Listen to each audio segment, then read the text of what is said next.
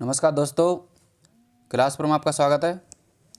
आज है 30 जनवरी 2021 और 30 जनवरी 2021 से करंट अफेयर के जितने भी मोस्ट इंपोर्टेंट क्वेश्चन बन सकते हैं डिस्कस करेंगे हम आज की इस वीडियो में।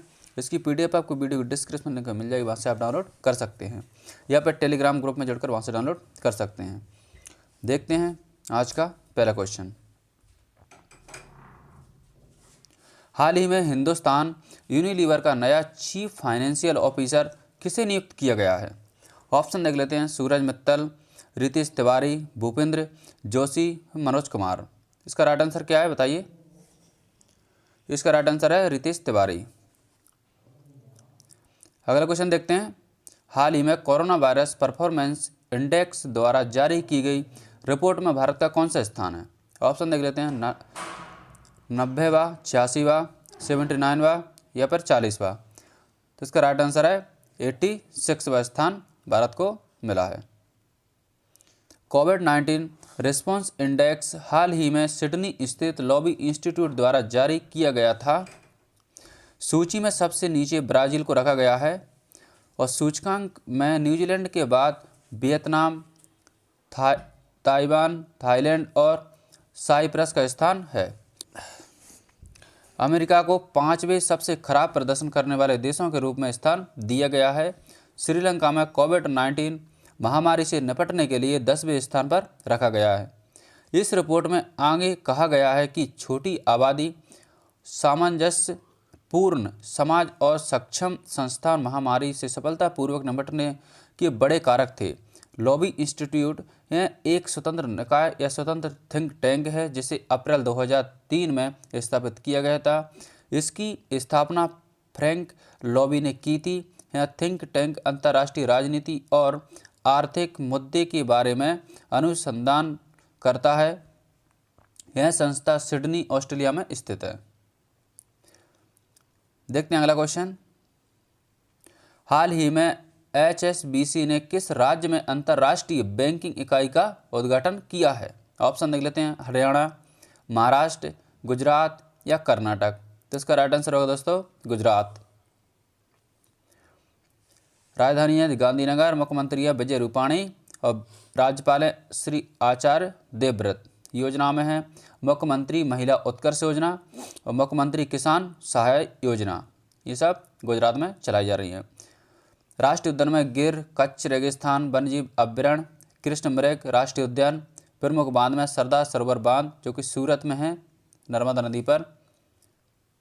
देखते हैं अगला क्वेश्चन। हाल ही में किसने लोकसभा में आर्थिक सर्वेक्षण 2020-21 भारतीय अर्थव्यवस्था की प्रगति का एक अनुमान प्रस्तुत किया है? ऑप्शन देख लेते हैं। अमित शाह ने, राजनाथ सिंह ने, निर्मला सीतारमन ने या विपिन रावत। इसका राइट आंसर हो जाएगा निर्मला सीतारमन। भारत का पहला आर्थिक सर्वेक्षण 1950-51 में प्रस्तुत किया गया था। इसे केंद्रीय बजट के एक भाग के रूप में प्रस्तुत किया गया था। यह सर्वेक्षण 1964 के बाद केंद्रीय बजट से अलग कर दिया गया था।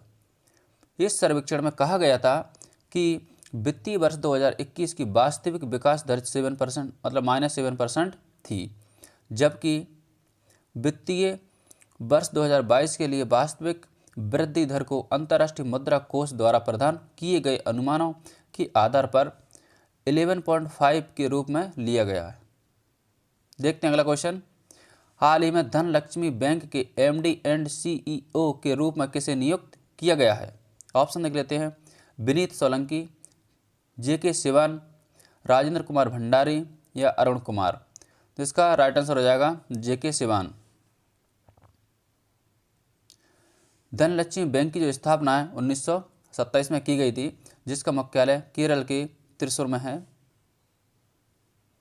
अगला क्वेश्चन देख लेते हैं। हाल ही में भारत और किस देश के बीच एक्ट ईस्ट फोरम की 5वीं संयुक्त बैठक नई दिल्ली में आयोजित की गई है? ऑप्शन दे लेते हैं। अमेरिका, रूस, जापान या इटली। तो इसका राइट आंसर हो जाएगा जापान।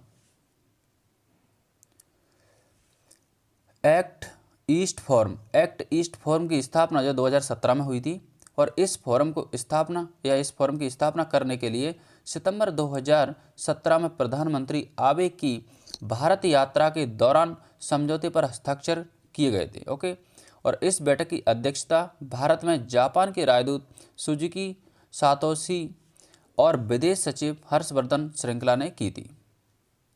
इस फोरम की बैठक ने भारत के उत्तर पूर्वी क्षेत्र में जल विद्युत कनेक्टिविटी, सतत विकास, कौशल विकास, जल संसाधनों के दोहन जैसे विभिन्न क्षेत्रों में चल रही विभिन्न परियोजना की प्रगति की समीक्षा की और जापान और भारत द्विपक्षीय सहयोग के तहत चल रही विभिन्न परियोजनाओं पर भी चर्चा की गई थी और दोनों देशों ने SME, स्वास्थ्य या बांस मूल्य श्रृंखला विकास या पर्यटन, स्मार्ट सिटी जैसे नए क्षेत्रों में सहयोग पर विचारों का आदान प्रदान किया।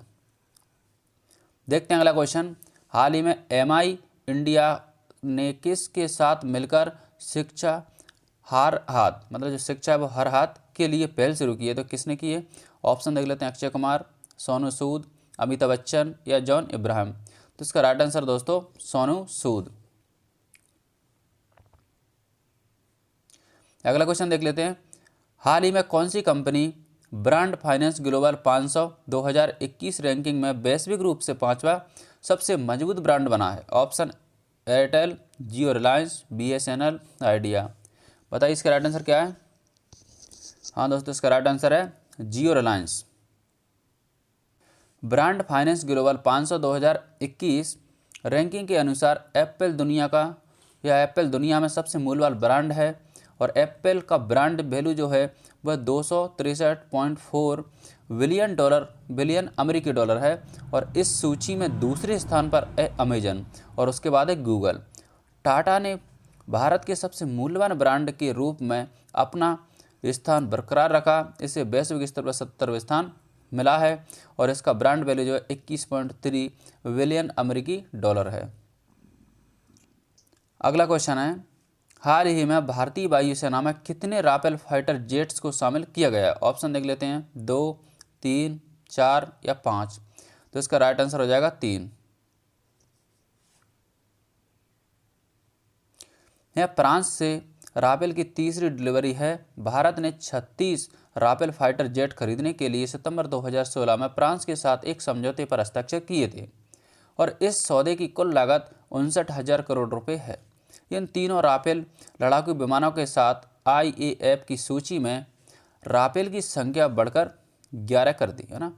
यह लड़ाकू विमान अंबाला में स्थित वायुसेना के एकमात्र राफेल स्क्वाड्रन की ताकत में वृद्धि करेंगे। ओके, देखते हैं अगला क्वेश्चन। हाल ही में फोटो पहचान EPIC का इलेक्ट्रॉनिक संस्करण किसने शुरू किया है? ऑप्शन देख लेते हैं, नीति आयोग, चुनाव आयोग, गृह मंत्रालय या फिर केंद्रीय मंत्रालय। तो इसका राइट आंसर है चुनाव आयोग। अगला क्वेश्चन देख लेते हैं। हाल ही में किसके द्वारा सार्वजनिक क्षेत्र के उपकरणों के निजीकरण पर नीति को मंजूरी दे दी है? ऑप्शन देख लेते हैं, चुनाव आयोग, गृह मंत्रालय, नीति आयोग या केंद्रीय मंत्रिमंडल। तो इसका राइट आंसर है दोस्तों केंद्रीय मंत्रिमंडल। यह नीति, रणनीति और गैर रणनीतिक क्षेत्रों में सरकारी स्वामित्व वाली संस्थाओं की उपस्थिति के लिए एक रोड मैप प्रस्तुत करेगी। यह नीति आत्मनिर्भर भारत पैकेज का हिस्सा है जिसकी घोषणा वित्त मंत्री ने मई 2020 में की थी। इसकी घोषणा एक सुसंगत नीति के रूप में की गई थी जिसमें सभी क्षेत्रों को निजी क्षेत्र की भागीदारी के लिए खोला जाएगा। सरकार ने रणनीति क्षेत्रों में सार्वजनिक उपकरणों की उपस्थिति को 1 से 4 तक सीमित करने की घोषणा की थी। सरकार शेष कंपनियों का निजीकरण, विलय और एक होल्डिंग कंपनी के तहत लाने का प्रयास कर रही है। ओके, इस नीति के लागू होने के बाद सरकार गैर रणनीतिक क्षेत्रों में कंपनियों से पूरी तरह से बाहर निकल जाएगी। ओके, अगला क्वेश्चन है, हाल ही में काजा कलास किस देश की पहली महिला प्रधानमंत्री बनी है? ऑप्शन दे देते हैं, एस्टोनिया, मोजाम्बिक, इथियोपिया या इनमें से कोई नहीं। इसका राइट आंसर है एस्टोनिया। अगला क्वेश्चन देख लेते हैं, हाल ही में किस राज्य ने कृषि पंप बिजली कनेक्शन नीति शुरू की है? ऑप्शन दे लेते हैं उत्तर प्रदेश, आंध्र प्रदेश, महाराष्ट्र या मध्य प्रदेश। तो इसका राइट आंसर हो जाएगा महाराष्ट्र। राजधानी मुंबई है, मुख्यमंत्री हैं उद्धव ठाकरे, राज्यपाल हैं भगत सिंह कोश्यारी। मेरा परिवार मेरी जिम्मेदारी, ये भी महाराष्ट्र में चलाई जा रही है। संजय गांधी नेशनल पार्क है ना, गुगुमल, नवेगांव नेशनल पार्क, ये सब महाराष्ट्र में हैं। और मुफ्त स्वास्थ्य बीमा प्रदान करने वाला राज्य भी महाराष्ट्र बन चुका है। ओके, देखते हैं अगला क्वेश्चन। हाल ही में अमेरिका में जो बाइडेन प्रशासन ने किस भारतीय मूल के व्यक्ति को चीफ ऑफ जस्टिस या चीफ ऑफ स्टाफ के रूप में नियुक्त किया है? ऑप्शन दे लेते हैं शिखर गर्ग, विजेता मित्तल, तारक सहाय या रितेश तिवारी। इसका राइट आंसर दोस्तों तारक सहाय। अगला क्वेश्चन देख लेते हैं। हाल ही में प्रशांत डोरा का निधन हुआ है, वे कौन थे? लेखक, फुटबॉलर, गायक या नेता? तो इसका राइट आंसर हो जाएगा फुटबॉलर। ये इनकी फोटो है जो आप सामने देख रहे हैं। पिछले प्रश्न का उत्तर जान लेते हैं। हाल ही में भारत के सबसे लंबे रोड आर्क ब्रिज का उद्घाटन कहाँ पर किया गया था? तो दोस्तों इसका राइट आंसर था मेघालय। आज का प्रश्न आपके लिए, जिसका उत्तर आप हमें कमेंट सेक्शन में देकर जरूर बताएं। हाल ही में आकाश एनजी नई पीढ़ी मिसाइल का सफलतापूर्वक परीक्षण किया गया है? ऑप्शन देख लेते हैं तेलंगाना, आंध्र प्रदेश, उड़ीसा या महाराष्ट्र। तो इसका राइट आंसर क्या, वो आप हमें कमेंट सेक्शन में देकर जरूर बताएं। और यदि ये वीडियो आपको अच्छी लगी हो तो इसे लाइक शेयर सब्सक्राइब जरूर करें। और इसकी पीडीएफ आपको वीडियो के डिस्क्रिप्शन लिंक में मिल जाएगी, वहाँ से आप डाउनलोड कर सकते हैं। मिलते हैं दोस्तों नेक्स्ट वीडियो में नेक्स्ट करंट अफेयर के साथ। तब तक के लिए आप सभी का दिन शुभ हो। धन्यवाद। Thanks for watching this video.